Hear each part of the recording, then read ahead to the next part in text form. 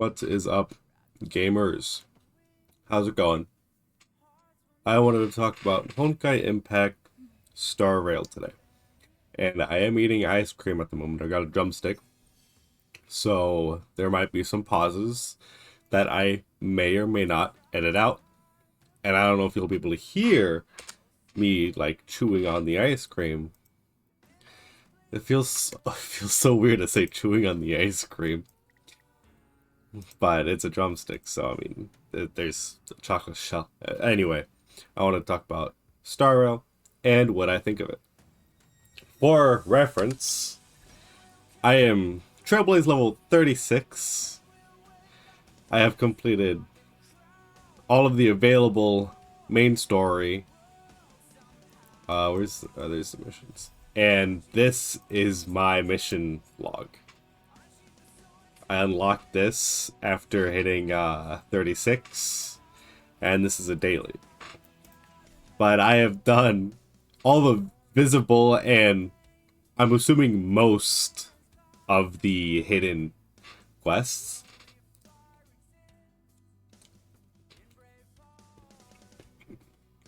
I'm gonna tell you, it's a good game.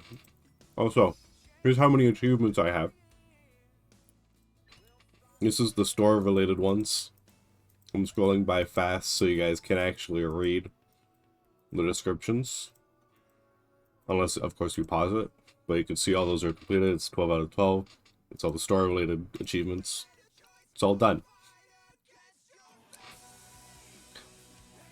These are my characters. I have done quite a bit.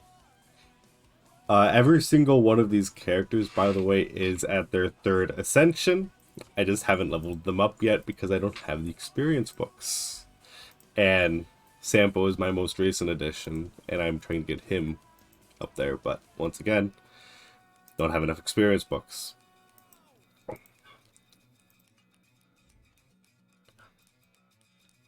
So, all that I've done, I'd say I'm plenty qualified to talk about this game. If you don't think so, stuff it.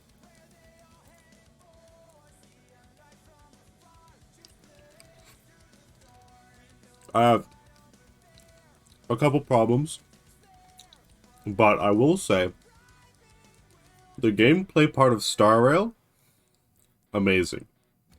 I love the combat. I love the zones and all the puzzles in them. And the fact that puzzles aren't the same. Like the space station has their own puzzles, Urello 6 has their own puzzles, and the Jianzhou Lo Fu has their own puzzles. Which puzzles were my favorite? Probably Urello 6, but the Jianzhou has this really cool cube puzzle that I really like. So that was probably my favorite puzzle. But like puzzles in general, Urello 6 probably has my favorite puzzles. I like the turn-based aspect. I like the way the moves feel.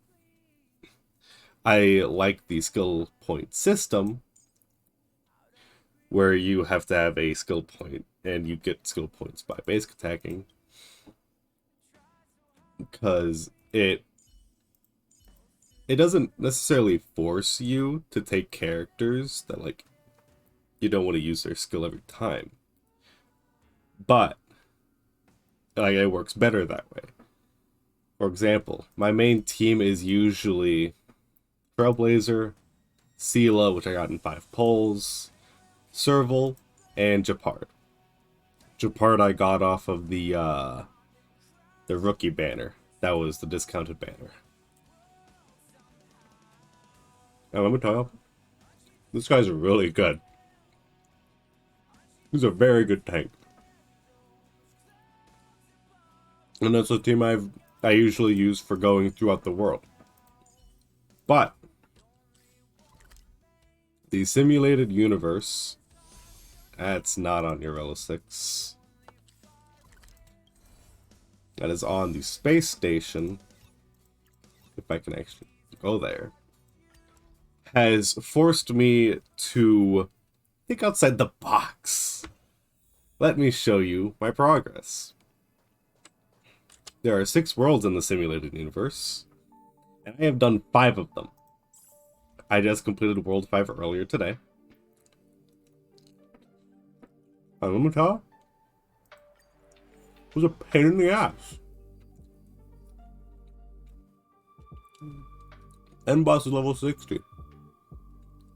Holy moly, was it such a pain. I haven't attempted World 6 yet.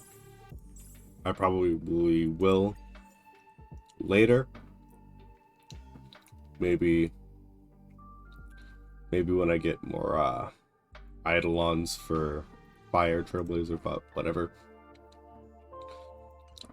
But I needed to allocate skill points as well as healer, DPS, tank accordingly. And Japard was always in the team because he's just a really good tank. Trailblazer was there because my Trailblazer is built, and I think Trailblazer is pretty good as a unit. Physical or fire. I hear that apparently, like, there's a tier list going around. I don't know if it's still true or if it still, like, holds up, but apparently the physical Trailblazer was low. I disagree with it, but whatever. Sealy has not actually been coming with me often in the simulated universes because not a lot of things are weak to quantum.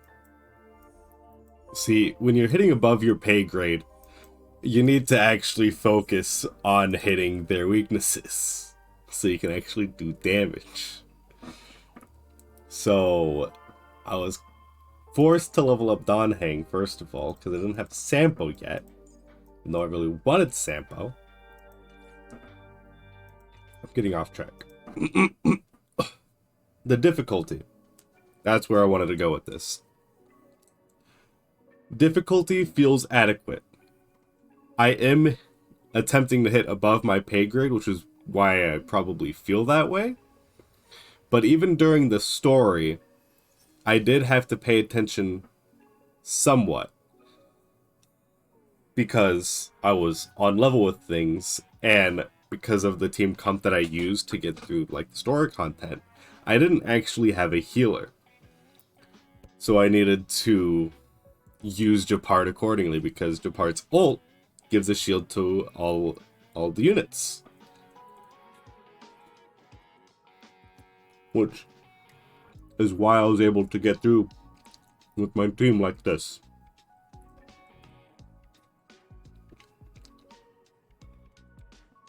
It also helps that a lot of the mobs in Eurelo 6 were weak to all of the members of the party that I had.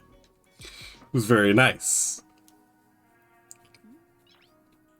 Yeah, also, I do want to say, I didn't actually do any pulls at all until after I got off the space station. Why? Oh, hi, Bruno. You're being filmed live. Oh, not me being caught live 4K in my bedroom. Bruno, thoughts on Starrail, difficulty-wise? Oh, game's easy. Just pull by. I mean, honestly, I haven't encountered many issues yet, difficulty-wise. Maybe I just haven't been pushing myself, but I've always like just seemed to just prep sufficiently before any fight. I've only like unintentionally died once or twice, probably. So. See, you can tell this guy's not hitting above his pay grade. I just say easy game. What can I say? Oh, Donhung 4th Eidolon is coming. It's right here. Yeah. Sorry, go on. What was I saying? Right, difficulty. Difficulty is adequate. if you are not looking at pulling too much, then it might be a bit more difficult. So just play smart and you'll be fine. Story-wise, the game is heart-wrenching. Not the main story, but the side quests. Isn't that right, Brunel? Oh, it's terrible. It sends you into like life crises, and just oh man,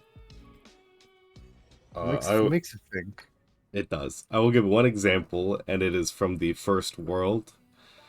There is a quest where you are trying to be Cupid between a guy and a girl, but they're like in two different space stations.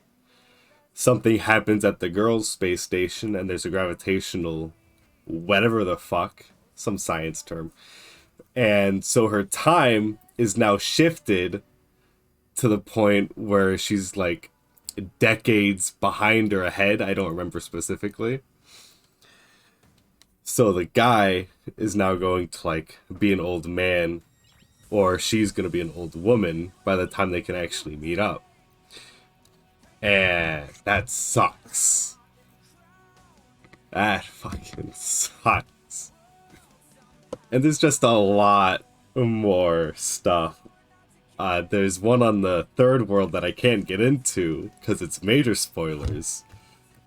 But it hurts. Trauma. It hurts. That's all I wanted to talk about. I'll probably make a more formal video later on that's like scripted, or at least has points that I specifically want to go over. But for now, this is all you get. I'll see you later, gamers.